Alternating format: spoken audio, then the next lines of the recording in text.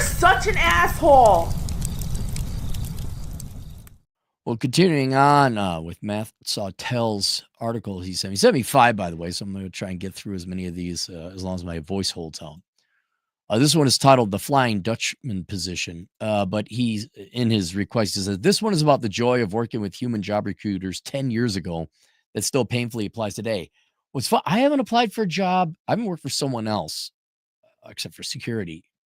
Gosh, it's 13 years. Yeah, June. It's 13 years ago, almost to the day, I think. I'm sorry. I haven't interviewed with HR in 15. I'm sorry, HR bitches. Fuck right off. I'm sorry, boomers. I haven't answered. Oh, does that piss you off, boomers? That I haven't answered to one of you in over 10 years? Like someone escaped the plantation. Does it piss you off? I'm exposing you for the frauds you all are, and people have no respect for you. Aw, you man. If you return your Social Security, I think we will forgive you and we'll start treating you like humans again. Anyway, so the joy of working with human job recruiters 10 years ago that still painfully applies today. Are there human job recruiters? Isn't it all just fake job ads and AI? I'm being a little bit facetious. Dude, I remember trying to apply with what is it, Kelly, Robert Half International. Fuck right off. Guys, don't even bother applying at Robert Half. Just don't. Go take your resume and put paper cuts on your toes. I mean, you might as well. They're all kind of a waste of time. So let's go ahead and read it, The Flying Dutchman. The legend of the Flying Dutchman, for those that are not familiar with it, is that a ghost ship that has been sailing the oceans for the last couple of centuries, unable to make port. Those that have seen the forlorn ship while sailing will consider it an ill omen, depending on who is telling the folklore, from 18th century authors or the folks at Walt Disney Studios. The ship will appear on a regular basis, depending on a certain set of circumstances, much like the story of Brigadoon, and will be willing to accept new members to crew the ship, depending on how desperate they are. It is this story that I have come to describe that will show up in my inbox from time to time. Flying Dutchman position. Boy, I bet you. Is it where your current job is so bad you can't imagine there's a worse one? And there is, because that was banking. I bet you that's what this is. While the overall job market has not exactly been the best for the last few years, where a multitude of people will queue up at a moment's notice for any job opening, there are those professions like design and engineering fields where the limited amount of quantifiable talent has made for more interesting situations. Examining the design engineering field further, you will find that there is only a certain amount of people around the world that have the skills, experience, and or accreditation for working with CAD and PLM family of tools from Siemens, Dassault, PTC, Autodesk, and so on. The one thing different between now and 10 years ago is you have to have black vagina. That's another variable here. Forget the skills. The most important thing is what is your skin color and what's your plumbing down below. With each family of tools comes with the cost of time and money for a person to learn, master, and be certified, which may or may not be applicable to those other families. Moreover, the education costs can be substantially different from one product family to another, i.e. learning AutoCAD at the local community college versus going to another city state to take corporate courses for NX or CATIA. Oh my God, all this stuff. I remembered it's starting to come back to me now. I can't remember all the acronyms, but all these programs and languages and I don't know, hybrids. Oh, you certified? What about that? Like, no. Hey, I've been going to school for 17 years. Are you going to train me in on this or not? I'm not getting more education. Go fuck yourself. That's not the right. Blah, blah, blah, blah. Yet it seems to me there are a good deal of design engineering companies with human resource departments that do not understand this issue. Wait, human resources not understanding technical things and requirements? Color me shocked.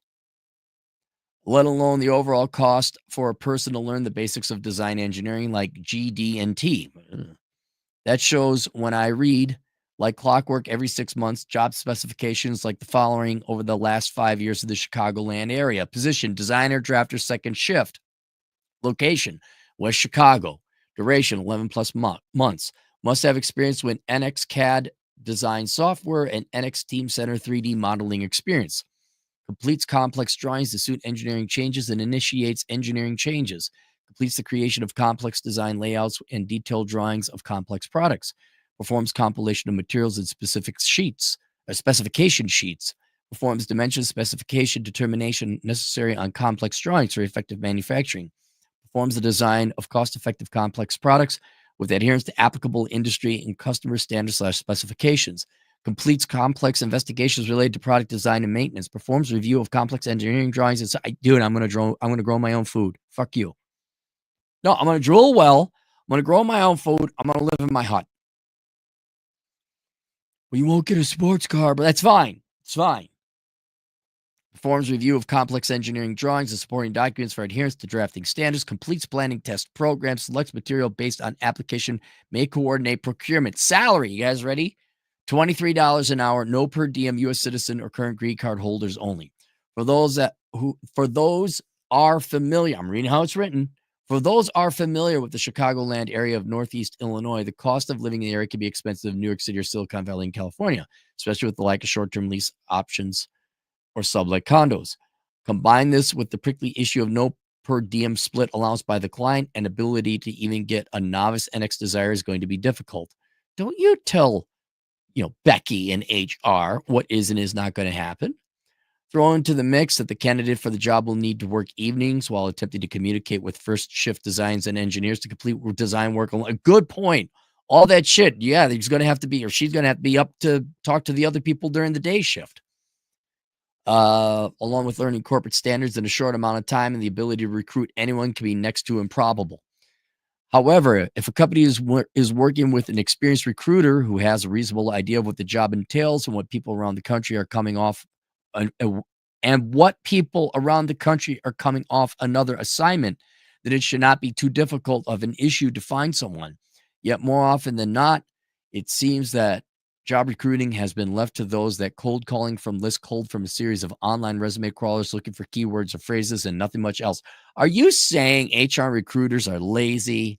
No. What better way to get to getting a position filled than having a third-party recruiter have their entire staff calling the same candidates over and over again for a position that they have little understanding about? Over time, word gets around amongst those being recruited, whether it is face-to-face conversations around the water cooler or on message boards on websites like LinkedIn. Alleges about Flying Dutchman positions are born. So how can clients avoid such an issue? Start by making sure that those in charge of recruiting the talent have more than a basic idea what talent is going to be used for. Just because the person could spell CAD, PLM, and or DNT does not mean they understand how those items impact design and engineering processes. Looking at the example posting, it should have been clear to a person with knowledge that NX is a CAD product from Siemens, does both 3D modeling and 2D drafting work, and that Teamcenter, a PLM product from Siemens, is used to organize and manage the work generated from NX. Beyond that initial mashup of terms, state exactly what drafting standards are required, such as ASME, AWS, and IEEE, among others. Next needs to be the realization by the client that since it is operating a multi-million-dollar family of software products, NX Teamcenter and other Oracle or SAP, then the ability to recruit local national software operators for reduced rates is going to be a fool's errand. And has been my experience that when the software called out in the job posting has a yearly software licensing cost in the low 5 figures, experienced operators of said software are not going to be working for less than $30 an hour. Moreover, since this appears to be a short-term job, don't you tell Becky what's going to happen in HR. How dare you, sir? She's just going to girl boss. Like Thanos Snap, they girl boss. And they shake their head and they do a little dance. And they do a little chat. And then they find their candidate. Moreover, since this appears to be a short-term job in a high cost of living area, the offer of per diem split has to be there. From the history of these repeated postings, the client has been attempting to get by with those that are desperate for work or too inexperienced, neither of which has helped to maintain and improve project continuity for the client. And with that, we get to the crux of the matter. HR bitches are too cheap and too stupid? No, he's not going to say that because that would be unprofessional. The ability to recruit a crew to get the project from point A to point B with the minimum amount of drama. Anything less, and the projects, much like the clients that sponsor them, become something that is only spoken in hushed tones by veteran designers and engineers to frighten interns and greenhorns around the world Flying Dutchman. All right, there you guys go. That's another one. We got one super chat. S&J, 279 Canadian. I met an AI MBA student, unemployed finance major. Wait. Again, not fishing for another super chat. So the MBA student isn't a human being, it's AI, or there's an MBA with a specialty. Wait a minute. You're saying that there's an MBA program that has a specialty in AI, which is all bullshit. Tell me you're a low IQ, lazy piece of shit dude, bro, without telling me that.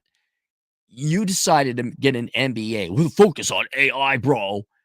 And what? The professors just published the bullshit books 2 weeks ago and you paid for it? But you don't know how to program or code or actually make AI? You know what, manager, bro? Unemployed finance major. Yep, absolutely. Guys, I am a finance major. Never hire a finance major. Do not hire finance majors. Do not hire MBAs. Hire masters in accountancies. I'd even maybe consider hiring a master's in finance if you intend to use their mathematical abilities. But no. You do not hire. The only business majors you hire are accounting majors. That's it. Do not hire anyone else. All right, that's it. I'll see you guys later, Toodles.